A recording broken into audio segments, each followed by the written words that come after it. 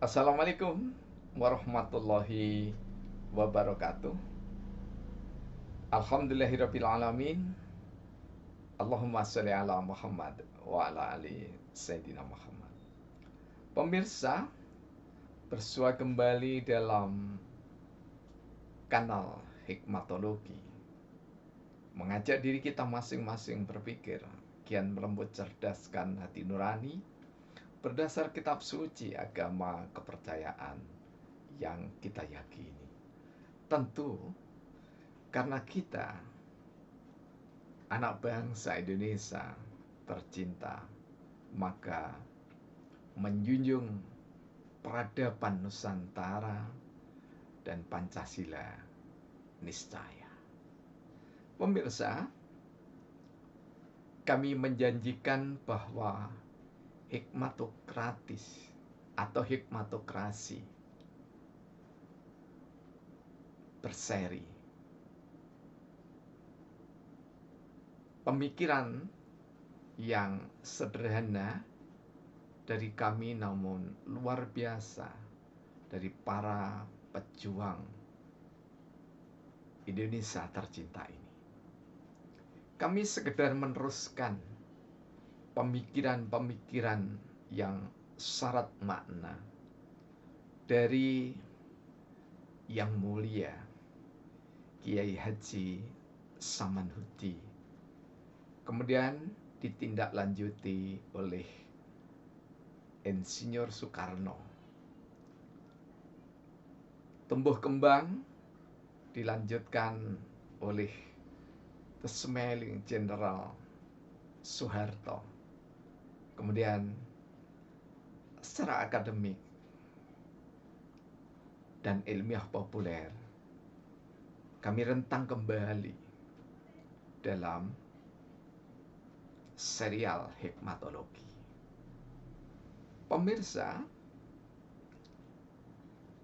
sebelum kita masuk ke arena politik yang sesungguhnya atau pembelajaran ilmu politik yang sesungguhnya, mari kita lihat betapa politik dalam ejaan Inggris atau politik dalam ejaan Indonesia yang dimaksudkan adalah ilmu politik, ilmu tentang kearifan, menggunakan kekuasaan dan kewenangan. Hikmatokratis, sebuah nama yang sangat baru kita dengar di telinga. Sekali lagi kami ambil dari sila keempat Pancasila. Dan pembelajaran lewat para filsuf yang agung dari Plato, Aristoteles, bahkan sebelum itu Thales, hingga filosof-filosof kenamaan di Indonesia. Salah satunya adalah sastra Prateja.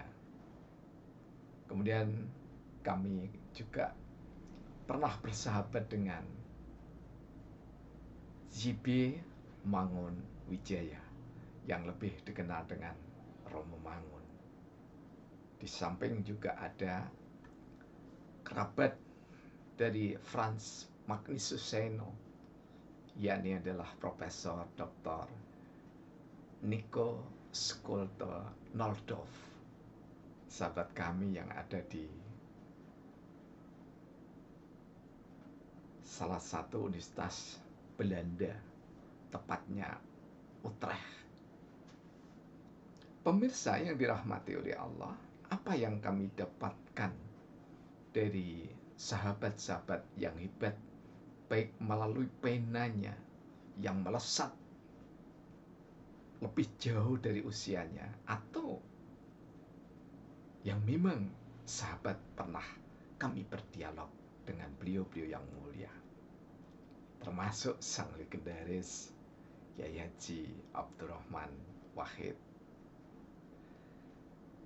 Sejenak kita merenungkan bahwa filsuf-filsuf dan pemikir-pemikir besar atau negarawan itu senantiasa belajar dari kearifan sejarah. Karena itu, umat Islam, mukminin dan mukminat diminta untuk mengulang 7 ayat yang disebut 7 yang berulang. Nah, salah satunya adalah siratal ladzina an'amta 'alaihim ghairil maghdubi 'alaihim waladdallin. Ini adalah induk dari keilmuan sejarah anak manusia. Karena contoh baik dan contoh buruk tidak mungkin kita peroleh tanpa membaca sejarah. Karena itu mari sejenak kita mengunjungi salah satu karya legendaris 7 keajaiban dunia, yakni adalah Raja Wisnu atau Sailendra.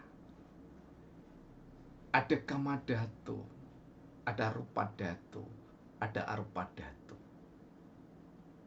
Di sini sebenarnya bangsa kita, atau lebih tepatnya embrio bangsa Indonesia, dari Sailendra sudah sangat menghargai profesi. Dibedakan antara satu dengan yang lainnya, tetapi tidak dimaksudkan menistakan. Pengelompokan itu adalah pengelompokan yang didasarkan profesi utama anak manusia. Ada 3 kalau kita melacak dari penggolongan ini, yaitu Kamadhatu itu adalah orang pada umumnya yang lebih bergelut dengan syahwat dunia. Kemudian Rupadhatu adalah orang-orang cerdik cendekia yang sudah mulai pembelajaran secara bijaksana, namun masih terikat dengan dunia. Namun ketika memasuki Arupadhatu, maka golongan ini adalah golongan cerdik cendekia atau brahmana. Dari sini sebenarnya nenek moyang kita telah merintis upaya-upaya yang disebut dengan profesional. Jadi masing-masing orang digambarkan sesuai dengan profesinya.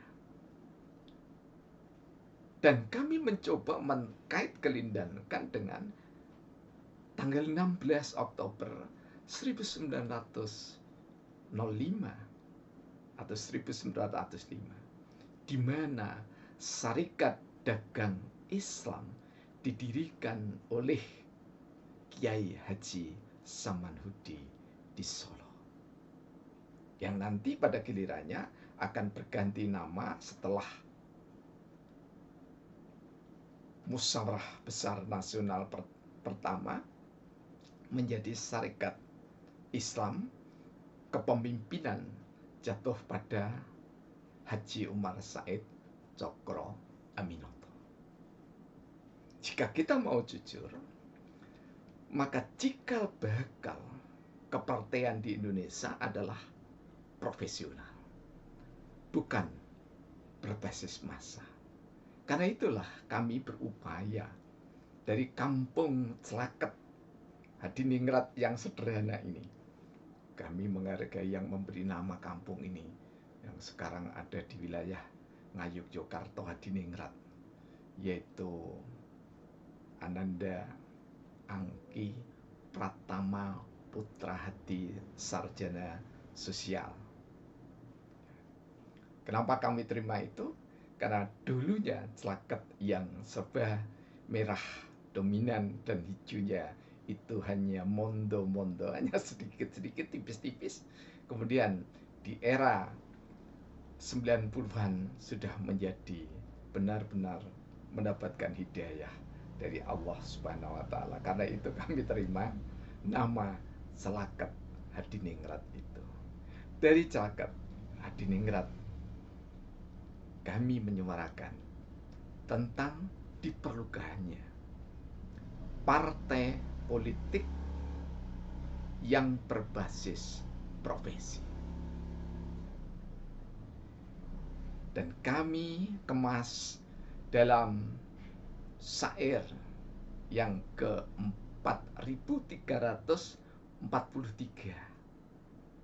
Jadi di tahun 2018 tepatnya, pada tanggal 6 Agustus. Apa yang ingin kami sampaikan?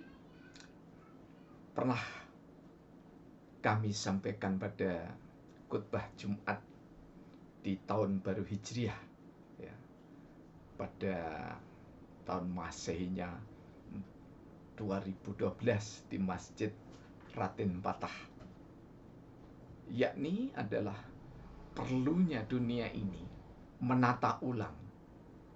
Karena apa? Sistem partai politik adalah satu-satunya organisasi modern yang tidak profesional.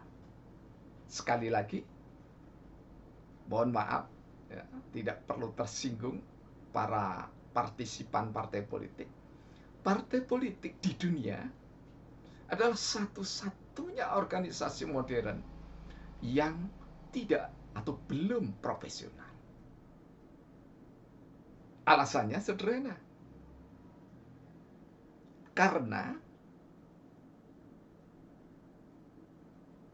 semua partai politik memperebutkan dukungan massa, bukan didasarkan pada profesi. Semua harus profesional, namun satu-satunya yang kuno, kolot, tidak kekinian, adalah organisasi yang disebut dengan partai politik. Bukan di Indonesia, tapi di seluruh dunia itu. Karena itu, hikmatokratis atau hikmatokrasi menawarkan partai politik berbasis profesi. Supaya apa? Supaya sistem pemilihan umum minimalis risiko, baik berkaitan dengan ekonomi, politik, sosial, dan yang lainnya, termasuk lingkungan, infrastruktur, dan yang lainnya. Karena dengan berbasis massa, maka saling berebut masing-masing pimpinan partai politik. Namun dengan berbasis profesi, masing-masing peserta pemilihan umum di tingkat manapun akan memupuk, menumbuh kembangkan profesi yang profesional di tingkat keanggotaannya. Karena itu marilah kita renungkan pemikiran sederhana yang kami dasarkan pada dasar Pancasila dan ideologi bangsa Pancasila, yakni adalah 7 golongan kekaryaan. Golongan kekaryaan karyawan, buruh dalam ragam pekerjaan. Golongan kekaryaan petani, peternak, nelayan dalam keragaman. Golongan kekaryaan pengusaha, pedagang dalam ragam tingkatan. Golongan kekaryaan kependidikan, ragam jenjang dan keahlian. Golongan kekaryaan rohaniawan, segala agama dan kepercayaan. Golongan kekaryaan jasa dalam lintas segala keragaman. Golongan kekaryaan militer, polisi, pegawai dalam keterwakilan. Jika kita ingin menyebut bukan golongan karya, maka atau bukan golongan kekaryaan, maka kita bisa menyebutnya dengan partai politik karyawan buruh dalam ragam pekerjaan. Partai politik petani, peternak, nelayan dalam keragaman. Partai pengusaha pedagang dalam ragam tingkatan. Partai kependidikan dalam ragam jenjang keahlian. Partai politik rohaniawan segala agama kepercayaan. Partai politik jasa dalam lintas segala keragaman golongan kekaryaan militer, polisi, pegawai dalam keterwakilan. Semoga pengantar hikmatokrasi ini menyulut semangat kita untuk membangun peradaban seluruh negeri di bumi ini dengan partai politik berdasar profesi. Billahi taufiq wal hidayah. Assalamualaikum warahmatullahi wabarakatuh.